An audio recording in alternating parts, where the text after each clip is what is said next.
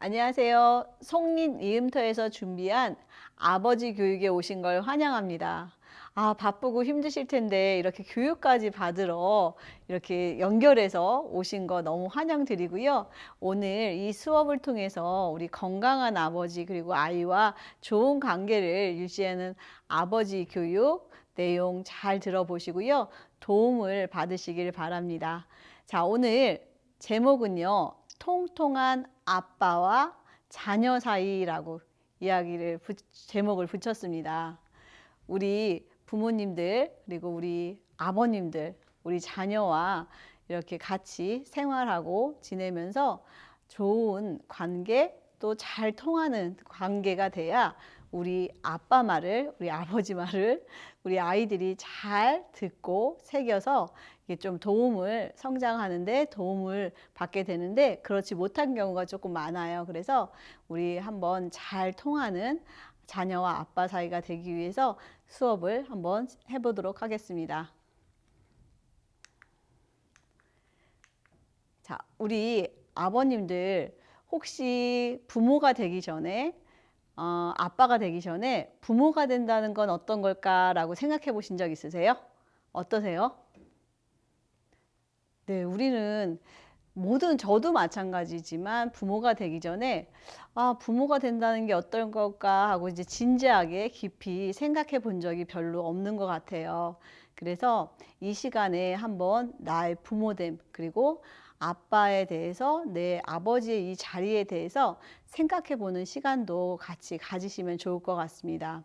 자, 부모가 된다는 거 부모가 되는 건 쉽지만 정말 좋은 부모가 되고 좋은 아빠가 되고 하는 거는 참 어려운 것 같아요. 저도 마찬가지로 우리 두 아이를 키우고 있지만 좋은 엄마가 된다는 거 쉽지는 않습니다. 자, 우리 부모가 된다는 건요, 낳는 일과 기르는 일을 한다고 해요. 지금 낳는 일 아직 안 끝나신 분도 계시지만 어때요? 기르는 일 남았죠. 낳았으니 길러야겠죠. 근데 우리가 기르는 일은요, 사랑하기와 가르치기라고 이야기를 한대요. 기른다는 게 사랑하기와 가르치기. 어떻게 보면 기른다는 게 되게 단순하게 보이기도 해요. 근데 우리 어머님들한테도 여쭤봤어요. 낳는 게 쉬우세요? 아니면 기르는 게 쉬우세요? 하나만 선택하려면 뭘 선택하시겠어요? 했더니 뭘 선택하셨을까요? 네, 예상대로 낳는 게 차라리 낫다. 기르는 거 너무 어렵다 이야기하시고 또 많은 분들이 둘 다 하기 싫다고 얘기하시더라고요. 우리 그만큼 자녀를 기른다는 게 쉽지 않는 거죠. 아는 거죠. 왜 쉽지 않으냐? 우리가 자녀를 기른다는 것은 여기 한번 이렇게 나오죠. 이 내용 한번 같이 함께 읽어볼까요?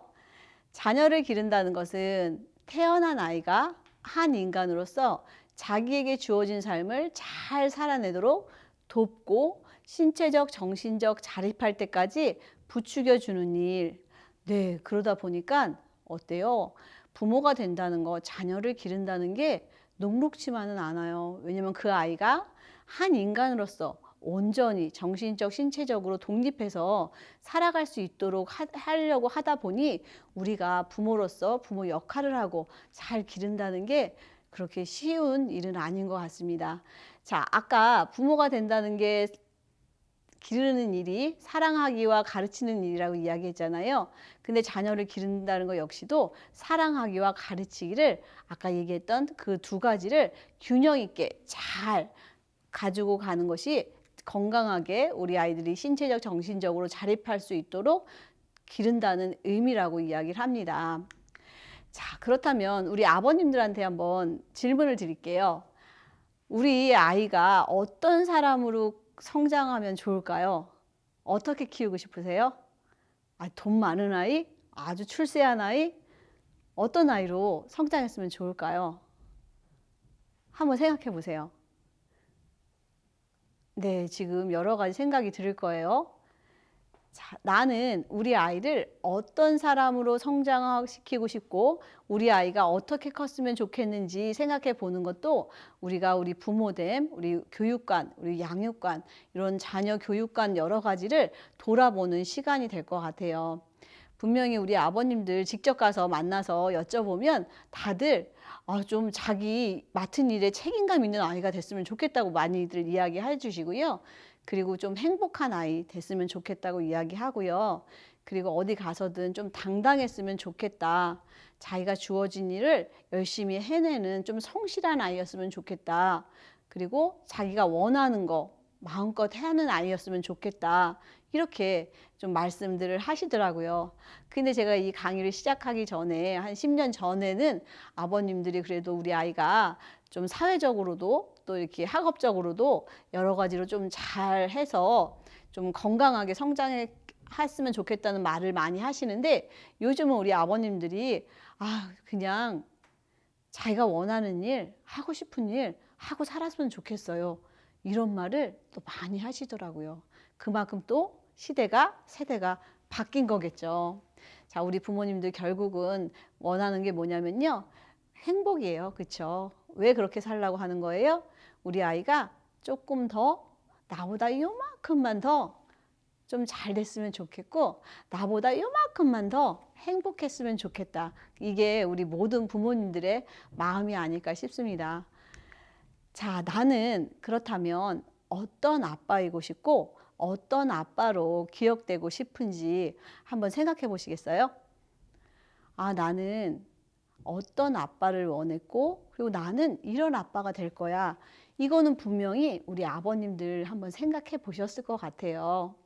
그래서 직접 우리 아버님들 만나면 정말 많은 이야기를 해 주시더라고요. 이 시간에 우리 이 교육을 시청하고 있는 우리 아버님들도 한번 나는 어떤 아빠이고 싶고 또 어떤 아빠로 우리 아이한테 기억되고 싶은지 한번 떠올려 보세요.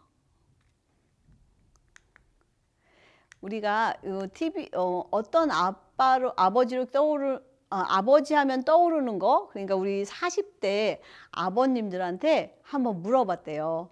이거 이제 TV에서 했던 어떤 이제 프로그램인데요. 거기서 제가 이제 좀 따왔어요. 아버지 하면 떠오르는 거 하고 물어봤더니 40대 아버님들은 이렇게 대답을 하더라고요.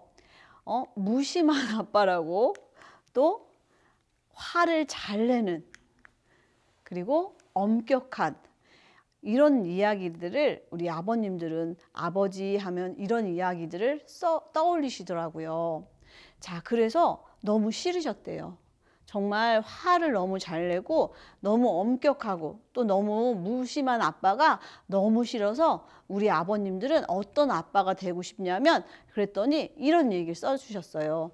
나는 그게 너무 싫었기 때문에 난 좀 자상한 아빠가 되고 싶어. 나는 마음을 잘 읽는 그런 아빠가 되고 싶어. 나는 칭찬을 많이 하는 그런 아빠가 되고 싶어. 이런 이야기가요, 가장 많이 나왔다는 거예요. 자, 우리 아버님들은 어떠세요? 어떻게 우리 아이들이 이야기할까요? 아이한테 물어봤대요. 여기 출연했던 이 아버님들 아이들 학교 가가지고 아이들한테 물어봤더니 가장 많이 나온 대답이 바로 우리 아빠는 바쁜 사람, 일만 하는 사람, 밤 늦게 들어오는 사람, 이런 얘기를 많이 하더라고요. 이게 자녀의 이제 연령별로 조금 다를 것 같아요. 그래도 우리 아버님들이 아이들 어릴 때, 좀 학령기 전에는 그래도 조금 많이 이렇게 같이 하는 시간이 많고 이렇지만, 점점 아이들이 크면서 우리 아버님들도 연령대가 올라가면서 또 사회적으로 어떤 자리라는 게 조금 바뀌시면서 더 바쁘고 막 이러다 보니까 우리 아이한테 기억되는 아빠는 옛날에 어릴 때 영유아 시절에 그건 기억을 잘 못하잖아요. 지금 현재 우리 초등학교 아이들이나 중학교 요 시기에 아버님들은 좀 많이 바쁘시고 아이도 컸기 때문에 좀 가정보다는 바깥 일을 좀 많이 이렇게 치우치는 경우가 많다 보니까 아이들이 우리 아빠는 일만 하는 사람이에요 라는 말을 가장 많이 썼다고 합니다. 자, 그렇다면 지금 이 교육을 시청하고 계신 우리 아버님들, 우리 자녀는 물어보면 뭐라고 할까요? 우리 아빠는 어떤 아빠예요? 라고 할까요? 한번 생각해 보세요. 혹시 옆에 아이가 있나요? 그럼 아이한테 물어보세요. 아빠는 어떤 아빠야? 라고 물어보세요. 그럼 아이가 바로 대답을 잘 해줄 수 있을 것 같아요. 네, 우리 아버님도 지금 이렇게 시청하는 아버님들도 지금 우리 아이는 이러지 않을까요? 저러지 않을까요? 라고 얘기해요. 근데 제가 현장에 가서 우리 아버님들을 만났을 때 우리 아버님 되게 긍정적인 얘기를 되게 많이 하시더라고요. 우리 애는요, 제가 가서 물어보면 뭐 재밌는 아빠, 뭐 웃기는 아빠, 뭐 그리고 뭐 잘 놀아주는 아빠 이렇게 할 것 같은데요. 이런 분들이 되게 더 많았어요. 그 외에 이제 또 그렇지 않은 분은 뭐 맨날 잠만 자는 아빠, 그리고 방구 잘 끼는 아빠, 막 이렇게 얘기한다고 뭐 말씀들을 많이 해주시더라고요. 그래서 우리 아버님들, 나는 우리 아이가, 나는 우리 이런 아빠였어, 우리 아빠는. 나는 또 이런 아빠이고 싶어. 이런 거에 대해서 한번 생각해 본다면 내가 아버지로서, 아빠로서 어떤 부분에 이렇게 더 가치를 두고 또 더 마음을 두고 있는지도 좀 돌아보실 수 있을 것 같습니다. 자, 우리 요새 젊은 아버님들은요, 너무 잘하세요. 너무 달라졌더라고요. 정말 제가 10여 년 전에 아버지 교육한 거랑 요새 이제 최근 몇 년 가서 우리 아버님들 만났을 때랑은 진짜 많이 달라요. 또 많이 달리 되게 잘생기시더라고요. 그리고 이제 젊으시다 보니까 되게 의욕도 많으시고 또 아는 것도 많고 또 욕심들도 되게 많으세요. 그래서 아이들한테 되게 잘하시더라고요. 자, 아빠로서 지금 현재 우리 지금 이 교육을 시청하고 계신 아버님들 잘하고 있으실 거예요. 큰 소리로 한번 얘기해 줘 보세요. 우리 집안이 떠내려 가도록, 아니면 주위 사람이 들도록 나는 아빠로서 이거 잘하고 있어 라고 한번 얘기해 주세요. 어떤 걸까요? 아유, 네. 그렇죠. 우리 아버님들 이렇게 잘하고 계세요. 또 우리가 조사를 해봤더니요, 우리 아버님들이요, 평균적으로 그래도 자녀들을 같이 이렇게 주중에 그리고 또 주말에 아이들과 같이 시간을 보내고 양육에 참여하는 시간이 이렇게 길대요. 예전에 이렇게 길지 않았거든요. 근데 지금은 어때요? 1시간 49분? 거의 2시간 가까이 주중에도 그리고 주말에도 한 4~5시간을 같이 이렇게 양육에 참여하고 열심히 이렇게 하신다고 하더라고요. 지금 요 조사한 여기 부모님들은 이제 1,000명 정도인데 좀 젊은 부모님들이세요. 그래서 20대부터 40대, 그러니까 아이들이 아직은 그래도 좀 어린 연령이겠죠. 그러다 보니까 참여 시간이 조금 더 많을 수는 있어요. 그러나 요새 젊은 아버님들은 이렇게 그래도 이렇게 아이 양육하는데 관심도 많고 욕심도 많더라. 그러니까 잘하고 신경 쓰고 계시다는 얘기겠죠. 자, 그리고 우리가 요거 보고 저는 좀 놀랐어요. 근무 환경 때문에 우리가 일과 생활 이렇게 양립하는 게 사실은 어려워요. 근데 이런 것들이 좀 잘 안 되기 때문에, 균형이 안 맞기 때문에 나는 이직이나 사직 한 경험이 아니 50%나 넘는데요. 저는 이걸 보고 좀 깜짝 놀랐어요. 와, 우리 지금 젊은 아버님들은 일과 가정의 양립을 좀 이렇게 균형 있게 좀 잘하고 싶은 욕심이 참 많구나. 이 정도로 마음을 쓰고 애쓰는구나. 이거를 이 조사 결과로 좀 알아볼 수 있더라고요. 자, 그리고 우리 아버님들이 양육 효능감, 나는 양육하는데 우리 아이들 잘 이렇게 관계 맺고 이렇게 하는데 얼마큼 나는 그래도 능력이 있느냐. 점수 보세요. 5점 만점에 4.9예요. 그러면 뭐예요? 4점이에요, 4점. 이 정도로 높은 점수를 주셨어요. 뭐 스스로 준 거긴 하지만 그만큼 열심히 잘하고 계시다는 거예요. 그 옆에 이제 훈육하는 게 조금 힘들다고 이야기는 했어요. 그래도 3.18? 이 정도면 그래도 높은 점수라고 저는 생각이 들어요. 현장에서 우리 아버님들을 직접 만나면 정말 제일 힘든 게 도대체 아이들이 클수록 제 마음을 모르겠다고 이야기를 하세요. 제가 도대체 왜 저런 말을 하고 왜 저런 행동을 하는지 이해가 안 된다. 이런 말씀을 많이 하세요. 그러다 보니까 훈육하는 게 좀 힘들다. 그리고 내 말을 듣지 않는다. 엄마가 좀 무섭게 하면 엄마 말을 듣는데 왜 도대체 내 말을 안 듣느냐. 막 이러면서 하소연하는 경우가 좀 많이 있습니다. 자, 그래서 우리 아버님들이 이 정도로 이렇게 많이 노력하고 열심히 하시는 거 정말 칭찬드리고 싶습니다. 그리고 이렇게 동영상으로 교육까지 받는 이 아버님들 정말 대단해요. 정말 그러기가 쉽지 않아요. 그죠?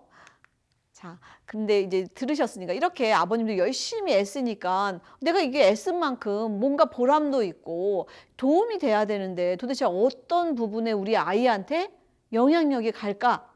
이거 궁금하지 않으세요?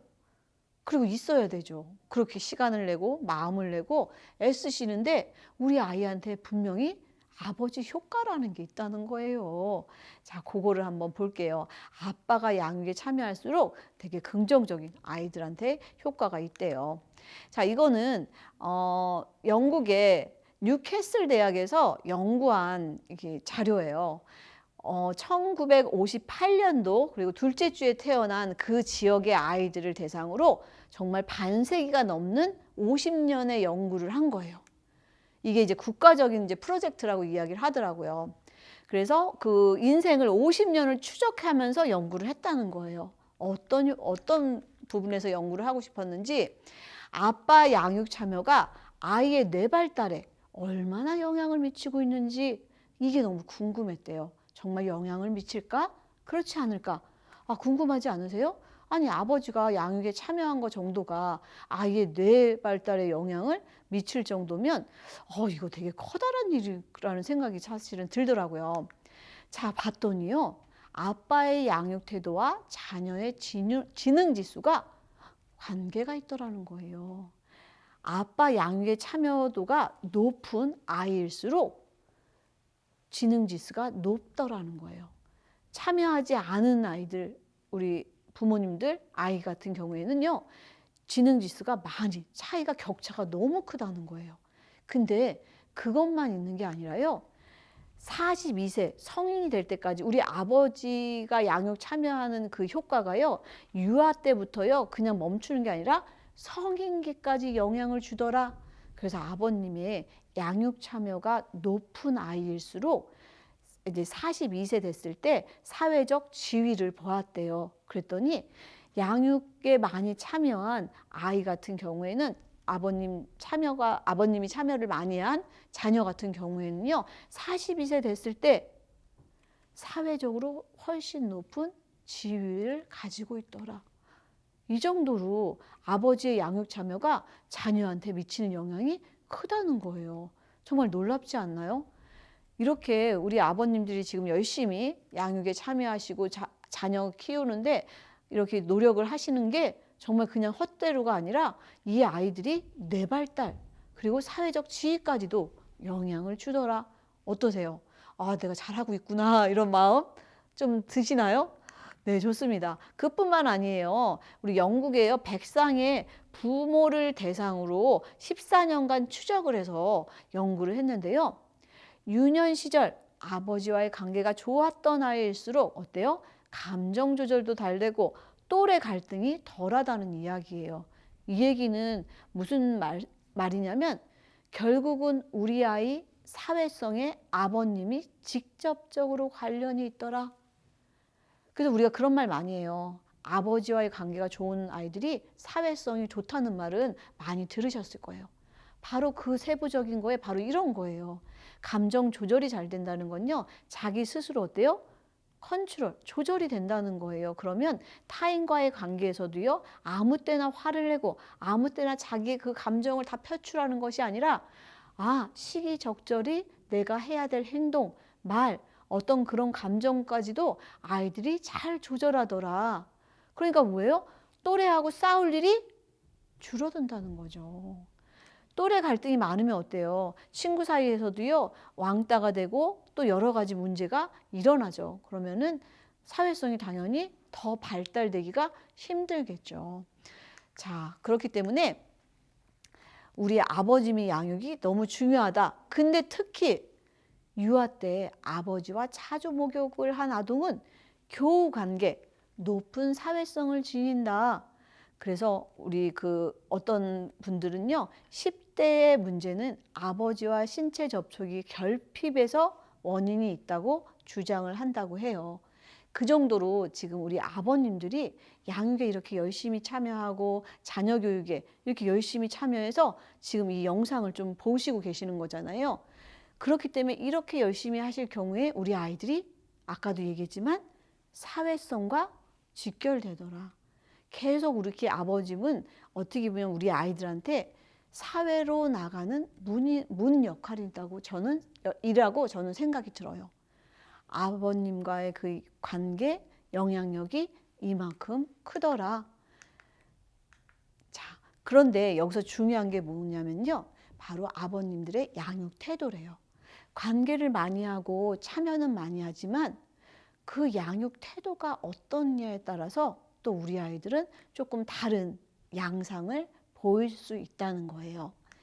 자, 아버지의 양육 태도가 애정적이고 자율적일 때 우리 아이들은요, 아버지의 생각이나 느낌이나 행위 등을 좀 받아들이고, 그리고 학업 성취도도 높고요. 그리고 스트레스 대처 능력이 높다고 해요.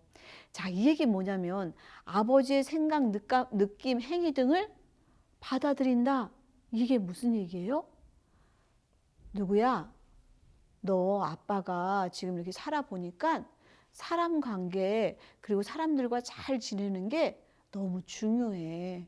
그래서 친구를 좀 많이 좋은 친구를 만나서 잘 좀 사귀어야 돼. 라는 이런 말 중요하잖아요. 이런 말이 우리 아이가 그 말을 수용하고 받아들인다는 이야기예요. 자, 그렇지만 아버지의 양육 태도가 거부적이거나 통제적이거나 너무 억압적일 땐 우리 아이가 자아가 좀 불균형하게 발달되고요. 공격성이 높고 또 성장 발달에 부정적인 영향을 끼친대요. 아까도 계속 반복적으로 이야기 드렸지만 아버지는 우리 아이의 사회성에 좀 직결되고 영향이 아주 크다고 얘기 드렸어요. 그렇죠?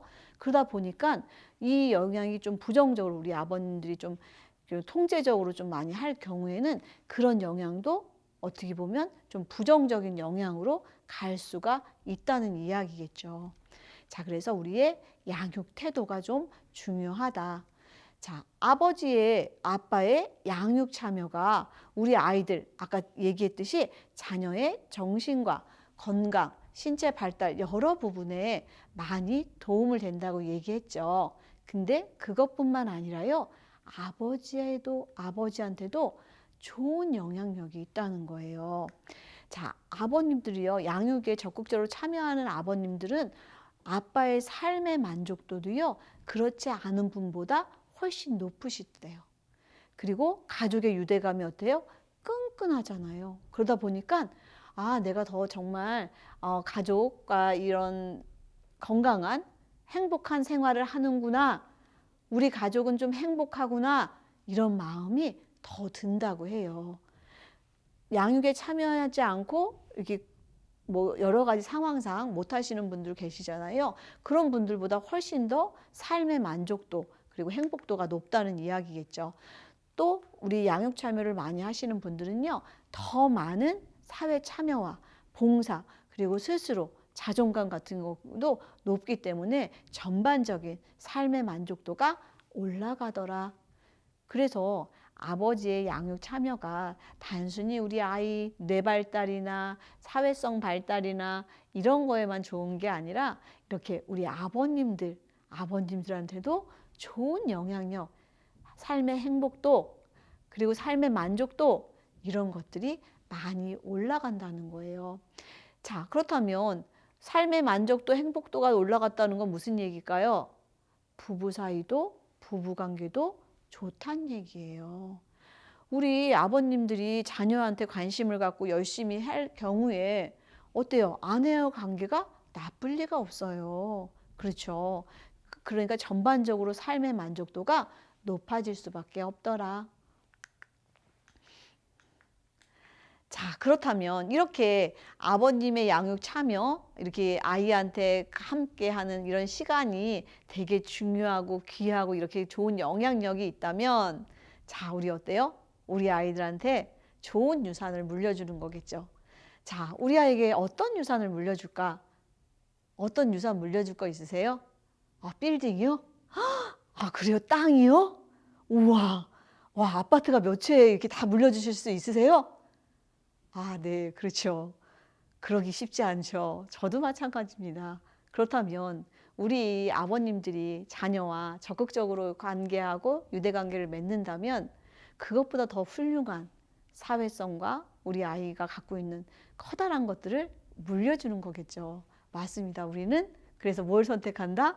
우리 아이한테 좋은 아빠, 또 좋은 관계를 유지하는 건강한 아빠의 모습, 이런 것들을 물려줄 수 있겠죠. 자, 그러나 우리 아빠들의 현실은 어떨까요? 일가 양육, 이거 참여하는 것 자체가 두 마리 토끼를 다 어떻게 잡냐?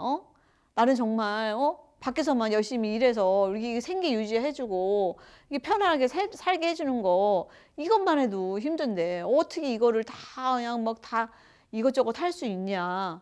이런 마음이 사실은 한쪽에 또 드세요. 그렇죠? 왜냐하면 왜 그런 마음이 드시냐면, 정말 몇 년 전부터 우리 TV 프로그램에 뭐가 나와요? 슈퍼맨이 들어왔다부터 시작해서 우리 아버지들은 뭐가 돼야 돼요? 슈퍼맨이 돼야 돼요. 그리고 너무 많은 것들을 막 거기 나오는 아빠들 어때요? 다 너무 잘하지 않아요? 그러니까 은연중에 우리 아버님들한테 사실은 엄마 같은 아빠 역할을 하라고 은연중에 약간 압력을 넣는 기분들이 사실 들으실 것 같아요. 저는 그런 프로그램 보면서 약간 저렇게까지 해줘야 돼? 저렇게까지 해야 좋은 아빠야? 저렇게 해야지 애들이 막 더 막 이러는 거야? 이러면서 많은 것들을 좀 이렇게 좀 좌절감도 들고 좀 이질감도 들었을 것 같아요. 근데 이제 그게 좀 오랜 시간이 들었잖아요. 그러니까 젊은 아버님들은 그래도 뭐 또 그만큼은 아니지만 그래도 엇비슷하게 하려고 많이 또 이렇게 노력하시다 보니까 또 점점 양육 참여를 좀 많이 하시게 되겠죠. 자, 근데 그렇게까지 할 수 없어요. 그리고 어떻게 아빠가 해줄 수 있는 영역은 분명히 주는 부분들이 있어요. 꼭 엄마처럼 다 세세하게 막 이것저것 그럴 수 없는 부분 분명히 있어요. 그렇다면 우리가 일과 가정, 이렇게 양육의 양립이 너무 어렵다 보니까 선택과 집중을 하셔야겠죠. 그럼 우리가 어디에 집중해야 될까? 한번 우리가 데이터를 한번 볼게요. 자, 우리 빅데이터를 본 우리가 바라는 아빠의 모습, 어떤 모습을 바랄까요? 자, 첫 번째가 뭐예요? 친구예요. 두 번째는 통하다. 통한다는 건 뭐예요? 잘 소통한다는 이야기겠죠. 여기서 친구를 한번 떠올려 보세요. 친구는 어떤 존재일까요? 같이 있으면 편하고, 또 말도 잘 통하고, 또 잘 놀아주고. 그쵸? 바로 그런 것들. 우리가 원하는 아빠의 모습이 바로 이런 부분이래요. 근데요, 한동안 이 아버님들이 이제 이렇게 아버지 교육을 이렇게 하다 보면 한번 어떤 분이 그런 질문을 하시더라고요. 모든 아버님들이 저희가 이제 직접 아버님들 만나면 포스트잇 작업을 해요. 어떤 아버지가 되었으면 좋겠냐. 그랬더니 거기에 제일 많은 게 사실은 친구 같은 아빠가 있어요. 근데 한 아버님이 그 얘기를 하시더라고요. 아니, 친구 같은 아빠를 원했는데 정말 애가 나를 친구 대하듯 하더라. 그래서 자기 방에 갔더니 나가라고. 이제 아이가 이제 고학년 되고 사춘기 되니까 정말 친구같이 나가라고. 왜? 친구 같은 아빠니까 어떻게 보면 친구한테 우리가 반말도 하고 나가라고도 하고 막 함부로 해도 되는 게 친구잖아요. 그런데 이 아버님은 그게 너무 싫었다는 거예요. 내가 친구 같은 아빠를 원했지만 이 아이가 나한테 친구같이 대하는 게 너무 버르장머리 없게 느껴진다고 이야기를 하더라고요. 그래서 우리가 이 친구 같은 아빠 조금 잘 생각해 보시고, 나는 그래도 어느 이제 뭐 아빠긴 하지만 이렇게 친근한 아빠는 원하지만 이렇게 아이한테 이런 반말을 하거나 아이가 나를 이렇게 정말 친구처럼 대할 때 불편하신 분들은 그런 부분들은 조금 생각해 보셔야 될 것 같아요. 자, 그래서 결국은 우리가 선택과 집중을 해야 된다고, 또 모든 것들 다 잘할 수 없다고 이야기를 드렸어요. 그렇다면 우리 원하는 친구 같은 잘 통하는 그런 아빠, 그래서 잘 통하는 아빠가 되려면 좀 어떻게 해야 될까 한번 이야기를 나눠보도록 하겠습니다. 자, 그렇다면 먼저 잘 통하려면 어떻게 해요? 뭐가 잘 통해야 돼요? 대화, 소통이 잘 돼야겠죠.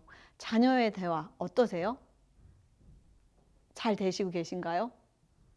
아, 예. 아니 보면 아이들이 좀 연령이 낮으면은 그래도 이렇게 아버님하고 또 이렇게 잘 소통을 하시더라고요. 또 잘 되기도 하고. 근데 우리가 그 대화를 좀 잘 보아야 돼요. 일방적으로 누군가 얘기하고 있는데 그게 대화라고 하실 수도 있고, 또 주거니 받거니 아이와 잘 아이가 학교 갔다 온서 이런 일을 아빠한테도 또 잘 이야기하는 친구들이 있더라고요. 그래서 우리가 자녀와 대화는 잘 되고 있나? 소통을 잘 하고 있나? 그래서 이런 대화나 소통, 이런 자녀와 관계에 대해서는 사실은 어릴 때부터 계속 관계 맺어오고 소통해오고 양육에 참여해서 이렇게 해보지 않다가 갑자기 우리 아이들이 조금 성장하고 고학년이 초등학교 고학년이 되면서 뭔가 이제 불편한 행동들을 하기 시작해요. 사춘기가 들어서면서. 그렇죠? 그러다 보니까 또 아내가 뭐 오늘 얘가 이렇다 저렇다 얘기를 듣다 보면 아버님이 퇴근하고 와가지고 아이한테 이렇게 좀 뭔가 뭐 대화를 해보려고 시도를 하시거나 뭔가 하는 경우가 있어요. 그러면은 거의 그런 경우 문제가 조금 많이 일어나요. 그동안 자녀와 소통도 안 되고 뭐 크게 관여를 안 했던 아빠가 갑자기 얘가 이제 초등학교 고학년 돼서부터 뭔가 간섭을 하려고 하고 뭔가 이야기하려고 그러면 아이들이 어때요? 듣지 않아요. 그때 대해서는 대화가 좀 통하지가 않는단 말이에요. 그렇기 때문에 어릴 때부터 아직 이제 지금 초등학교식이나 영유아 시기 때부터 계속 참여를 하면 그래도 아빠의 이런 어떤 말이나 소통이 조금 연결이 돼요. 근데 우리가 평소에 아이와 좀 대화를 안 하고 이렇게 좀 그랬던 아버님들이 혹시 이 영상을 보시고 계시다면 좀 팁을 좀 드릴게요. 갑자기 아이한테 뭔가 이렇게 할 얘기가 있어서 이렇게 아이한테 먼저 이제 뭔가 얘기를 꺼내실 때 어떤 얘기를 많이 끊으시냐면 공부는 잘 되고 있어? 공부는 잘 하고 있어? 뭐 이런 식으로 이제 또 이렇게 숙제는 다 했어? 되게 부담스러운 얘기부터 사실은 꺼내요. 그럼 아이들이 어때요? 그 얘기 듣자마자 듣기가 싫어요. 그러니까 말하고 싶지 않단 말이에요. 그래서 제일 먼저 꺼내는 거는 그 아이의 흥미, 그 아이가 좋아하는 어떤 것들을 이슈를 하나 가지고 그걸 가지고 이 아이가 즐겁게 얘기할 만한 걸로 먼저 접근하시는 게 사실은 필요해요. 정말 평소에 이렇게 대화 없고 소통이 없다가 갑자기 막 공부 얘기하고 성적 얘기하면요. 진짜 얘기하기 싫잖아요. 이건 어떤 효과냐면요. 우리 아버님들 이해하기 쉽게 얘기를 드릴게요. 비유를 해서. 우리 아이가요, 어느 날 우리 아빠한테 와서 그렇게 질문을 하는 거랑 똑같아요. 아빠, 회사는 다닐만 하세요? 월급은 오르셨어요? 승진은 언제 되세요? 이런 말. 이런 말 들으면 어때요? 딱 뭔가 말문이 막히잖아요. 그것처럼 바로 우리 아이한테도 그런 질문들이 이렇게 부담스럽게 다가와요. 그렇기 때문에 처음 만약에 이제 소통을 이렇게 원활하게 계속 이렇게 해오지 않다가 아이한테 무언가를 이야기해야 될 우리 아버님 계시다면 제일 먼저 우리 아이가 뭘 좋아하는지 뭘 흥미있어 하는지 그걸 보시고 그거 먼저 말문을 여시는 게 무엇보다도 중요할 것 같습니다. 자, 그러면 아이들과 잘 그래도 계속 이야기를 해 주시고 또 이렇게 소통해 온다면 아니면 앞으로 또 그런 계획들이 있으시다면 저는 가족과 함께 하는 식사 시간이 많은 거를 추천드립니다. 우리 콜롬비아 대학에서요, 연구했는데요. 가족과 식사를 자주 하는 청소년들은 그렇지 않은 청소년들에 비해서 부모님과 형제 자매의 관계가 훨씬 좋다는 연구 결과가 나왔습니다. 그만큼 가족과의 식사는 유대관계를 높인다고 해요. 그래서 우리나라에서도 한번 연구를 해봤대요. 100여 개의 초중고 학생들 학교에서 전교 1등 하는 아이들한테 설문조사를 했대요. 그랬더니 어때요? 40% 정도가 주 중에 10회 이상 가족과 같이 밥을 먹는다요. 그리고 6회 이상도요 73%나 되더라는 거예요. 가족과 함께 밥 먹는 것 자체만으로도요 가족의 관계가 더 좋아진다는 거예요. 자, 그래서 가족 식사가 가족의 응집성과 적응력 그리고 청소년들이 학교 생활 적응에도요 훨씬 도움이 된대요. 그래서 식사 횟수가 많으면 많을수록 가족의 응집성이 더 높더라. 이런 결과가 우리나라에서도 나왔어요. 그만큼 우리 좋은 관계, 자녀와의 관계를 잘 유지하기 위해서는 가족 간의 식사 시간을 많이 마련하는 게 중요하다. 자, 근데 주의할 점이 있어요. 제가 인터넷 이렇게 보다가 이런 글이 있어서 깜짝 놀랐습니다. 조선시대에요, 가장 큰 범죄가요, 뭐예요? 반역죄, 그리고 강상죄래요. 반역죄는 영모이죠, 영모. 그래서 다 이렇게 사형을 하나 봐요. 그쵸? 근데 강상죄는 무슨 죄냐면요, 자녀가 아버지를 죽였을 경우, 그리고 부인이 남편을 죽이는 경우, 그리고 노비가 주인을 죽인 경우를 강상죄에 해당된다고 해요. 자, 그런데 조선시대 이동이라는 아들이요, 밥을 먹다가 아버지를요, 밥그릇으로 때려서 숨지게 했대요. 이런 일이 있었대요. 근데 사형을 안 당하고요, 정상 참작돼 가지고 사형을 면했대요. 이유가 뭔지 아세요? 바로 아버지와 아들이 한 상에서 밥을 먹었기 때문이래요. 조선시대는요, 아버지와 겸상이 불가했대요. 그거 왠지 아세요? 같이 밥을 먹으면서 어떻게 하게 돼요? 똑바로 앉아라. 글 공부는 제대로 되고 있냐? 너는 왜 이거 이렇게 하냐? 자꾸 우리 부모들은 아이한테 부정적인 얘기, 뭔가 안 좋은 얘기를 자꾸 하다 보니까 어때요? 이런 일이 벌어진다는 거예요. 그래서 겸상을 불가했대요. 자, 그래서 결국은 우리가 부모, 아버지하고 자녀하고 좋은 관계를 유지하기 위해서는 정말 따뜻한 말 한마디, 긍정적인 말, 이런 잘 대화는 긍정적인 대화를 해야 되는 게 중요하겠죠. 자, 그래서 모든 이게 부모 자녀한테 물어봤어요. 설문을 했더니 가장 듣기 싫은 말 있대요. 어떤 걸 가장 듣고 싶어 하지 않을까요? 한번 맞춰보세요. 어떤 말일까요? 아, 네. 얘기해 주신 분도 있고 안 해주신 분도 계실 거예요. 자, 바로요, 비교하기래요. 이거는요, 부모든 자녀든 모든 세대가 다 듣기 싫어하는 말이 바로 비교하기래요.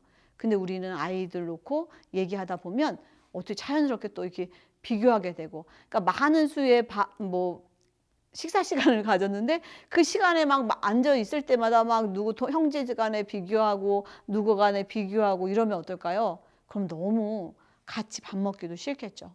그렇기 때문에 가장 듣기 싫어하는 말 비교하기는 또 절대 하지 않는 게 좋을 것 같습니다. 네, 이렇게 듣기 싫은 말이 있듯이 또 듣고 싶은 말이 있겠죠. 그럼 우리 자녀가 어떤 말을 듣고 싶을까요?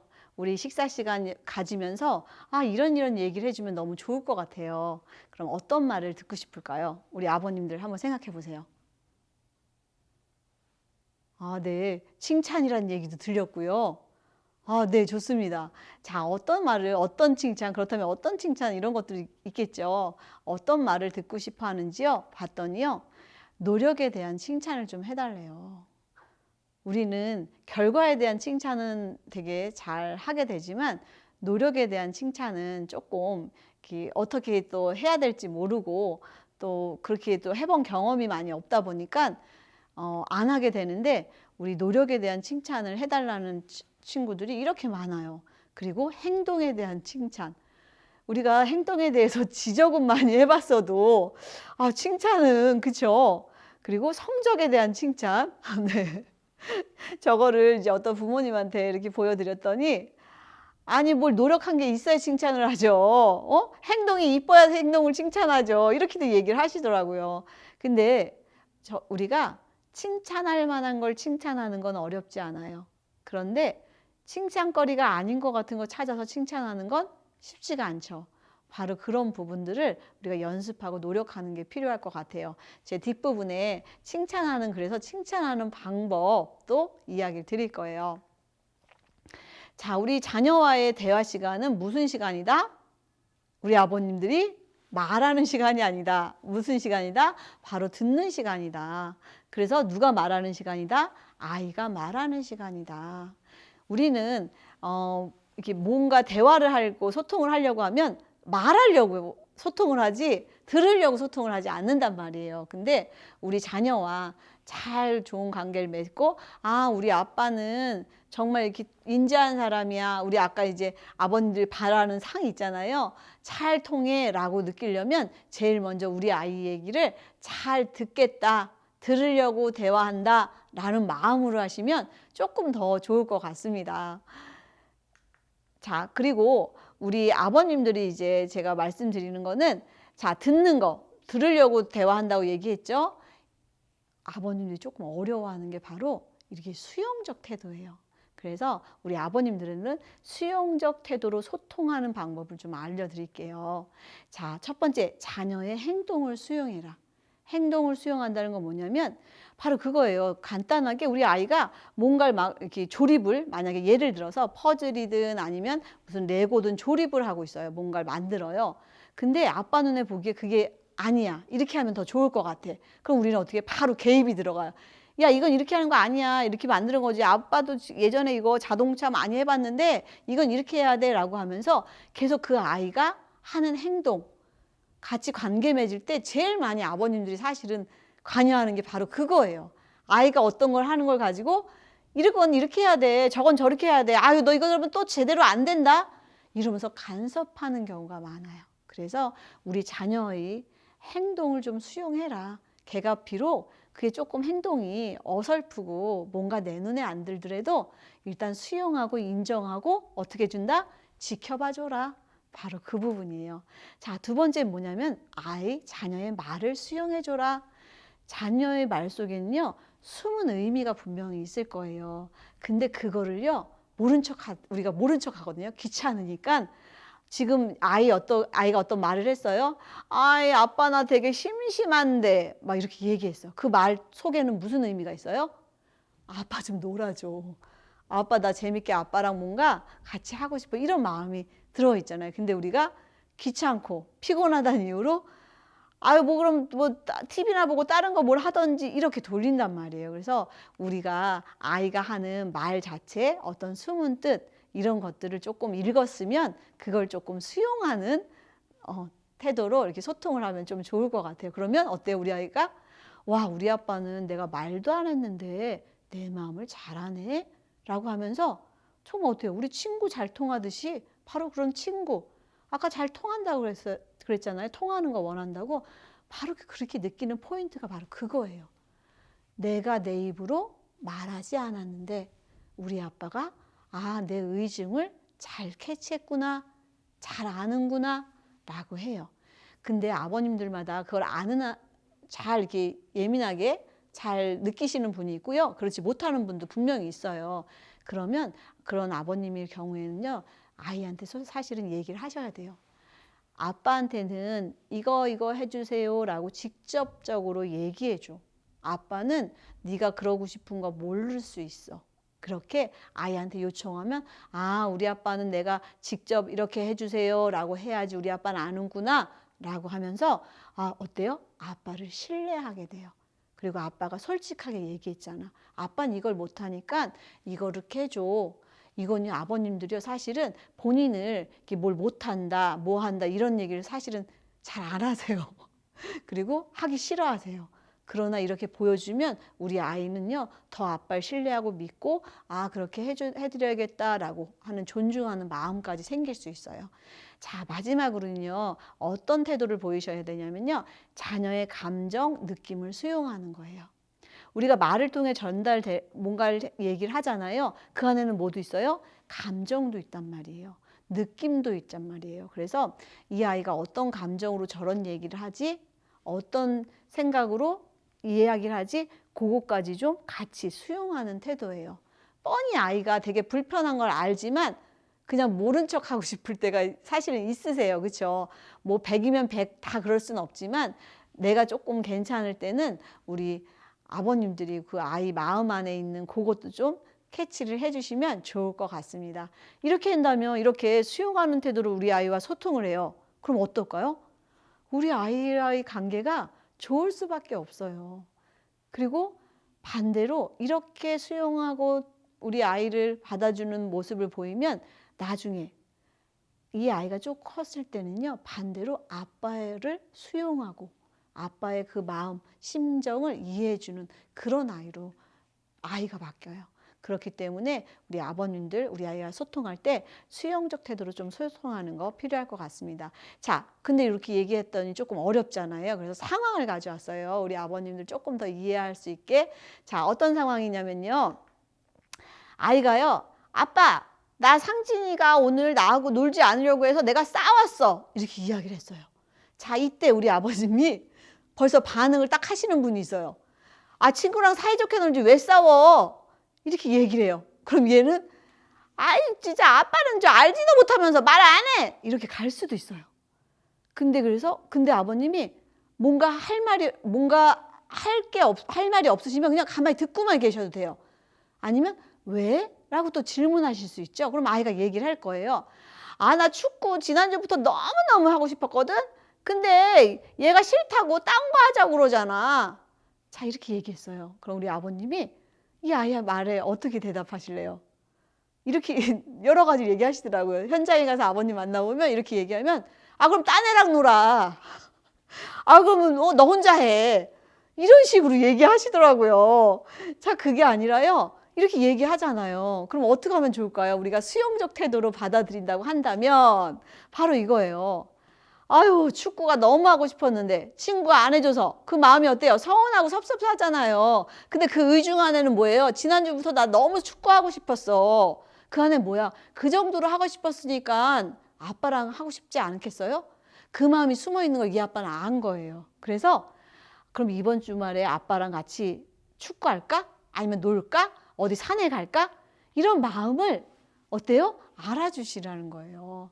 뭐 너무 힘들고 피곤할 때는 좀 어렵겠죠. 그리고 우리 아버님들이 이제 여유가 없을 때가 언제냐면 아이들 마음을 이렇게 수용하고 받아주기 힘들 때가 언제냐면 배고플 때예요. 배고프실 때는 잘 못 받아들이세요. 집에서 만약 생활할 때서 혹시 이 영상을 우리 어머님하고 같이 보시는 분 계시다면 우리 아버님 퇴근하고 오시거나 아니면 계실 때 먹을 거 좀 맛있는 거 좀 많이 해주시는 거 배를 든든히 하셔야 아이를 좀 이렇게 아이하고 좋은 관계를 유지하기도 훨씬 좋아요. 그리고 우리 아버님들도 아이하고 좋은 관계를 유지하기 위해서는 또 이렇게 좀 잘 드시면서 좀 건강하게 이렇게 하시면 훨씬 더 소통하기 좋습니다. 자, 아까 칭찬 얘기했잖아요. 칭찬 얘기 드릴게요. 아버님들이요, 이렇게 칭찬하는 게 되게 많이 힘드세요. 아유, 잘했네. 아유, 멋지네. 그러니까 싫어. 이렇게 우리 어떤 프로에서 이제 칭찬하는 모습을 카메라로 담은 게 있거든요. 거기 봤더니 아버님들이 칭찬이요. 잘했네, 최고야, 멋지다. 이 세 개에서 바뀌질 않아요. 아이가 이걸 해도 세 가지, 그거 잘했네, 멋지네. 또 다른 걸 해도 또 거기서 못 벗어나요. 그렇기 때문에 칭찬하기가 의외로 쉽지가 않습니다. 그래서 칭찬하는 방법 좀 알려드릴게요. 자, 어떻게 칭찬하냐? 잘한 점을 구체적으로 칭찬해라. 자, 그 얘기 뭐냐면요. 아이가 만약에 뭐 이게 젠가 같은 그런 것들을 하고 있어요. 탑쌓기를 하고 있어요. 그러면 구체적으로 야, 너 정말 디테일하게 되게 조심스럽게 잘 놓는구나. 잘 빼는구나. 그 아이 행동을 보고요. 그걸 구체적으로 이야기해 주잖아요. 그럼 그것만 해도 어때요? 멋지다, 훌륭하다 이런 말 할 필요가 없어요. 야, 너 집중해서 정말 잘하는구나. 이렇게 구체적으로 칭찬해 주시는 거예요. 자, 다음 뭐예요? 칭찬할 일이 있을 때 즉시 칭찬하래요. 잘하네. 이러고 났다가 있다가 칭찬 이거 아니에요. 바로 잘하면 그 즉시 구체적으로 칭찬해줘라. 다음, 가능하면요. 공개적으로 하는 게 좋대요. 우와, 우리 딸이 이거 너무 그냥 색깔 너무 예쁘게 잘 칠했다. 이러면서 우리 다른 친구들도 들을 수 있게 아니면 더 만약에 칭찬해주고 싶으면요. 저는 저희 어릴 때 우리 아이 어릴 때 일부러 이제 그렇게 해봤어요. 어떻게 했냐면 뭐 60점 맞던 아이가 70점을 맞아온 거예요. 그래서 어머 10점이 올랐네 라고서 끝나는 게 아니라 일부러 이제 우리 할머니나 가족 누군가한테 전화를 해요. 전화를 해서 아유 누구가 지난번보다 10점이 올랐어요 라고 하면서 공개적으로. 그러면 어때요? 더 되게 뿌듯하겠죠. 그리고 또 그 마음 안에는 어떤 게 있을까요? 부모의 마음은 다음에도 이렇게 좀 올려줘. 이 마음이 분명히 있는 건 하지만 그래도 이렇게 조금 공개적으로 하는 게 좋대요. 자, 그리고 네 번째는 결과보다 과정을 칭찬해라. 그러니까 결과를 가지고 뭐 잘했네 못했네보다 그 하는 과정, 네가 끝까지 해냈는 거 아니면 하면서 정말 열심히 몰입해서 열중해서 하는 거, 뭐 이런 것들, 그 과정을 칭찬하는 게 훨씬 더 효과가 크다는 거예요. 자, 그리고 마지막은요. 진실된 마음으로 칭찬해라. 그러니까 뭔가를 어떻게 아이를 이렇게 좀 해보고 싶어서 아니면 뭔가 더 이런 마음보다는 진짜 이 아이가 어떻게 이렇게까지 했을까? 아, 이 정도로 한 것도 대견하다. 이런 마음으로 좀 진심을 담아서 칭찬하면 우리 아이가 어때요? 아, 내가 이렇게 하니까 우리 아빠가 이렇게 얘기해 주는구나. 근데요. 우리 엄마의 칭찬과 아빠의 칭찬이 아이가 받아들이는 그 크기가 조금 달라요. 엄마들은요, 수시로 잔잔하게 막 이것저것 막 칭찬을 막 하세요. 어떻게 보면 칭찬을 좀 남발하세요. 그러다 보니까 아이들이 좀 연령이 올라가면서는 그냥 그냥 그러려니 해요. 근데요, 아빠의 칭찬 한마디는 얘 어떤 커다란 것도 바꿀 수 있는 능력이 있어요. 그렇게 아이들한테는 영향력이 조금 커요. 왜냐면 아버님들이 칭찬에 조금 인색하시거든요. 그러다 보니까 많이 한다고 하더라도 아이한테는 아빠의 칭찬, 아직까지는 아이한테는 아빠가 되게 큰 존재이고 그 존재가 나한테 긍정적으로 칭찬해주고 격려하는 게 얘는 어떻게 보면 평생토록 기억에 남을 수도 있어요. 그렇기 때문에 우리 아버님들이요, 한번 칭찬하시더라도 조금 더 이게 좀 구체적으로 이 아이의 성장에 도움이 되는 칭찬을 해주시면 더 좋을 것 같습니다. 자, 어떻게 오늘 교육이 도움이 많이 되셨나요, 우리 아버님들? 자, 이렇게 열심히 동영상 교육까지 들어주는 우리 아버님들 지금도 잘하고 계시고요. 앞으로도 우리 아이들 더 건강하게 잘 성장할 거라고 저는 믿습니다. 우리 송리 이음터에서는요, 유튜브 구독과 알림 설정을 해주시면 더 다양한 프로그램으로 만나실 수 있어요. 그리고 카카오톡 플러스 친구를 추가해 주시면 프로그램 소식을요, 누구보다도 빠르게 접하실 수 있습니다. 이렇게 우리 송림 이음터에서 여러 가지 프로그램 그리고 동영상 교육을 준비하고 계시니까요. 우리 시간이 안 되시는 우리 부모님들은 그거 적극적으로 활용해 주시고요. 봤더니 너무 괜찮더라, 도움이 됐다 하시는 분들은요, 주위 분들한테 꼭 추천해 주시고요. 또 이렇게 알려주시는 거 도와주시면 될 것 같습니다. 자, 지금까지 송림 이은터에서 준비한 아버지 교육을 마치도록 하겠습니다. 고맙습니다.